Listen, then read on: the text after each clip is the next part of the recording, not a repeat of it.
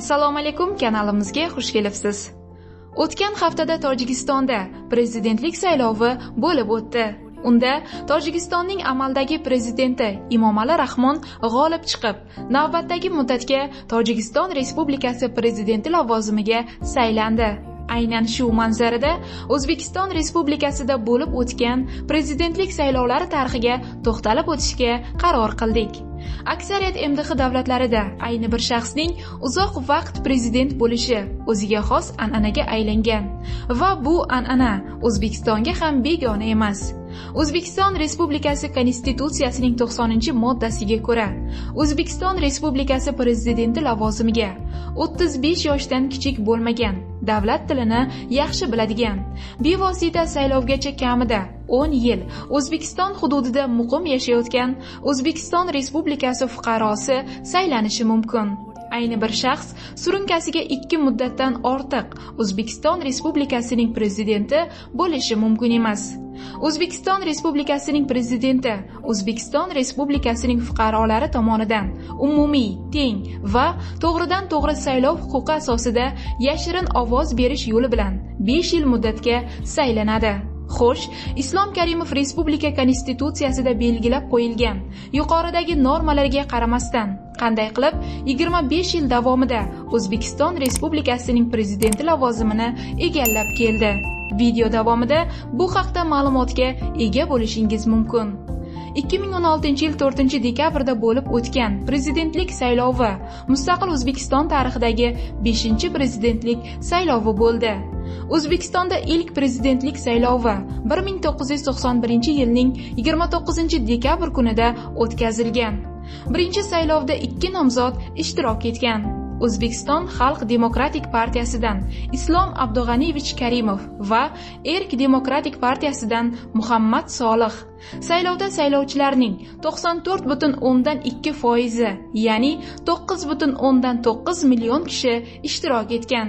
Unda katta ustunlikka ega bo'lgan Islom Karimov 87,1%, ya'ni 8,514,136 saylovchining ovozi bilan g'alaba qilgan hamda O'zbekistonning birinchi prezidentiga aylangan.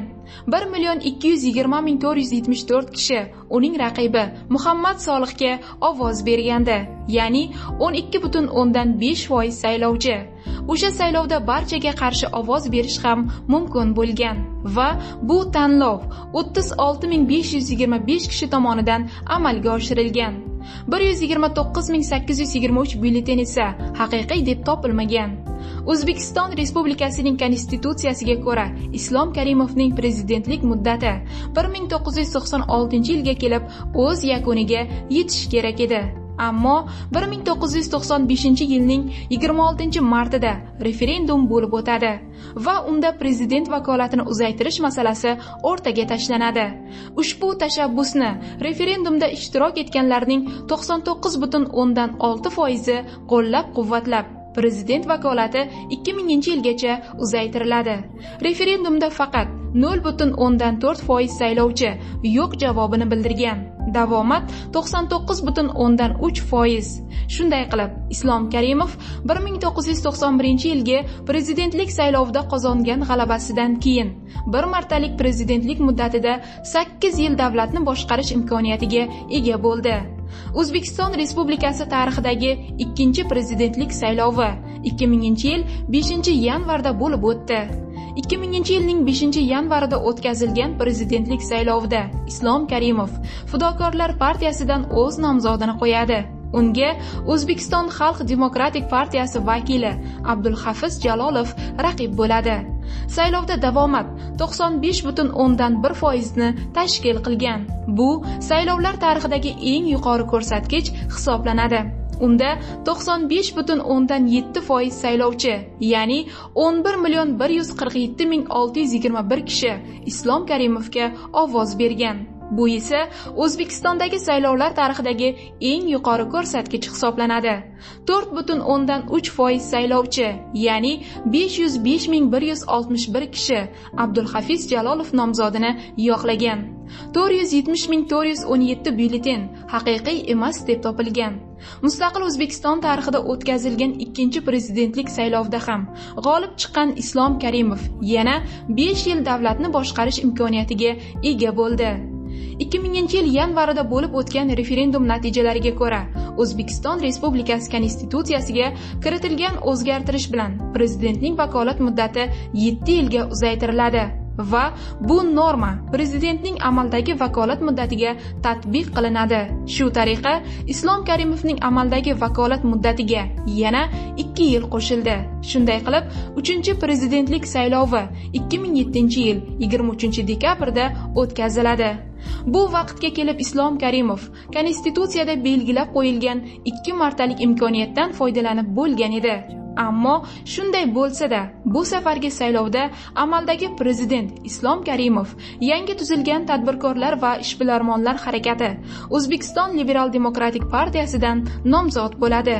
Unga O'zbekiston Xalq Demokratik partiyasi vakili Asliddin Rustamov, Adolat sotsial-demokratik partiyasi vakili Dilorom Toshmuhammedova hamda mustaqil nomzod Akmal Saidov raqiblik qilgan. Saylovda saylovchilar faolligi 9,6% ni tashkil qiladi.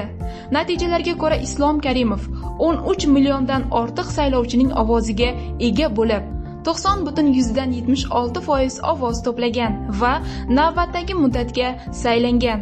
Uning raqiblari Asliddin Rustamov, Dilorom Toshmuhammedova va Akmal Saidov mos ravishda 3,27%, 3,3% va 2,94% dan ovoz olishgan. 2007-yilda bo'lib o'tgan prezidentlik saylovining o'ziga xosligi shundaki, unda O'zbekiston Respublikasi tarixida birinchi marta ayol nomzod ham ishtirok etgan.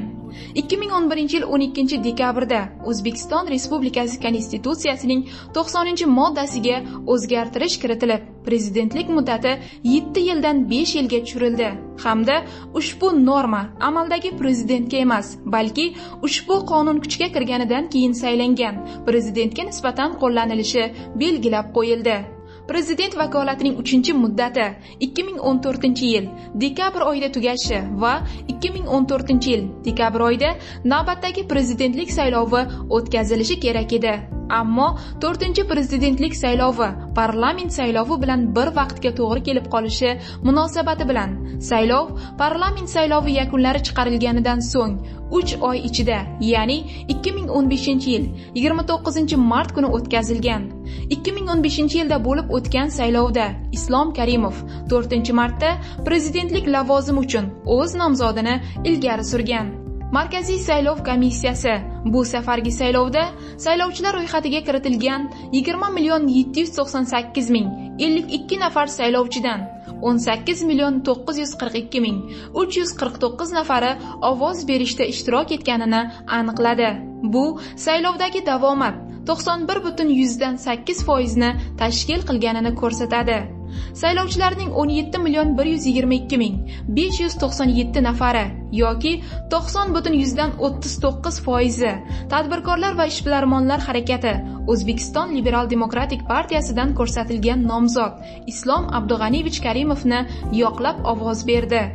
O'zbekiston Milliy tiklanish demokratik partiyasidan ko'rsatilgan nomzod Akmal Xolmatovich Saidovga 582,688 nafar yoki 3,8% saylovchi, O'zbekiston Xalq Demokratik partiyasidan ko'rsatilgan nomzod Xotamjon Abdurahmonovich Ketmonovga 552,309 nafar yoki 2,92% saylovchi, O'zbekiston Adolat sotsial-demokratik partiyasidan ko'rsatilgan nomzod Narimon Majitovich Umarovga 389,024 nafar yoki 2,5% saylovchi ovoz berdi.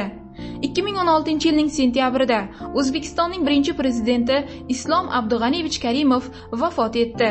Bunday holat uchun O'zbekiston Respublikasi Konstitutsiyasining 96-moddasida quyidagicha norma belgilab qo'yilgan. O'zbekiston Respublikasining amaldagi prezidenti o'z vazifalarini bajara olmaydigan holatlarda uning vazifa va vakolatlari vaqtincha O'zbekiston Respublikasi Oliy Majlisi Senati raisining zimmasiga yuklatiladi. Bunda 3 oy muddat ichida O'zbekiston Respublikasi prezidenti saylovi to'g'risidagi qonunga to'liq muvofiq holda mamlakat prezidenti saylovi o'tkaziladi. 96-modda asosida prezidentning vazifa va vakolatlari vaqtinchalik o'sha vaqtdagi Oliy Majlis Senati raisi vazifasida faoliyat yuritayotgan Nig'matilla Yo'ldoshev zimmasiga yuklatilishi lozim edi. Ammo Nig'matilla Yo'ldoshev bunday mas'uliyatli vazifani o'z zimmasiga ola olmasligini aytib, ushbu vazifani amaldagi bosh vazir Shavkat Mirziyoyevga topshirishni taklif qildi. Bu esa konstitutsiya normalariga amal qilinmagan navbatdagi holat bo'ldi. O'zbekiston Respublikasi prezidenti saylovi to'g'risidagi qonunga asosan 2016-yilning 4-dekabrida muddatdan oldin prezidentlik saylovi o'tkazilishi belgilandi. Markaziy saylov komissiyasi ma'lumotiga ko'ra, 2016-yil 4-dekabr kuni bo'lib o'tgan 5-prezidentlik saylovida 17.940.000 saylovchi ishtirok etdi va davomat 87.83% ni tashkil qildi. Bu O'zbekistondagi prezidentlik saylovlari tarixidagi nisbatan eng past ko'rsatkichdir. Yuqorida aytilganidek, 2007-yilgi saylovda davomat 90.6% ni, 2015-yilgi saylovda esa 91.1% ni tashkil qilgandi.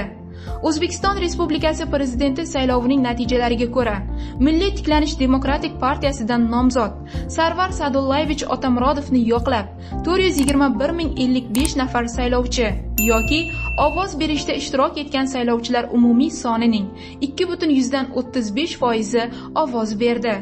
Tadbirkorlar va ishbilarmonlar harakati O'zbekiston Liberal demokratik partiyasidan nomzod Shavkat Miromonovich Mirziyoyevni yo'qlab 15.906.724 nafar saylovchi yoki ovoz berishda ishtirok etgan saylovchilar umumiy sonining 88.61% ovoz berdi.